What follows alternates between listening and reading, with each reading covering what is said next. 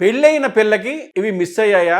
ఇక అంతే సంగతులు. జై శ్రీరామ్. ఒక్కటి గుర్తుపెట్టుకోండి, భర్త ఆయుష్ని కోరే స్త్రీ పసుపు, కుంకుమ, సింధూరం, కాటుక, రవిక, తాంబూలం, మాంగళ్యాభరణం, సంస్కరింపబడిన కురుల ముడి, చేతులకి గాజులు, చెవులకి తాటంకాలు ఎట్టి పరిస్థితుల్లో కూడా విడిచిపెట్టి ఉండకూడదు.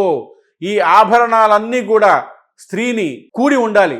అంటే కర్ణుడికి సహజ కవచ కుండలాలు ఎలాగో పెళ్ళైన స్త్రీకి కూడా ఇవి అతుక్కుని ఉండాలి. లేకపోతే ఏం జరుగుతుందో తెలుసా?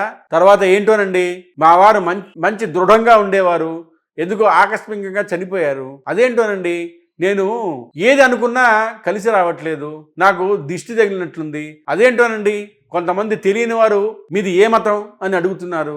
అదేంటోనండి, ఇదివరకు బాగానే ఉండేవాళ్ళం, ఇప్పుడు డబ్బు సమస్య వచ్చి పడింది. అదేంటోనండి, పెళ్ళైన దగ్గర నుంచి గోళ్ల చుట్టూ గోపురాల చుట్టూ తిరుగుతున్నాం, కానీ ఇంకా సంతానం కలగలేదు అని ఏడవలసిన అవసరం రాదు. మీకు ఇప్పుడు ఒక ప్రశ్న, పైన స్త్రీకి చెప్పిన ఆభరణాల్లో మీకు అర్థమైనవి అలాగే మీరు వర్ణించగలిగినవి వివరించండి. మీరు ఏమనుకుంటున్నారో కమెంట్ బాక్స్లో పెట్టండి. హలో బదులు జై శ్రీరామ్ అనండి.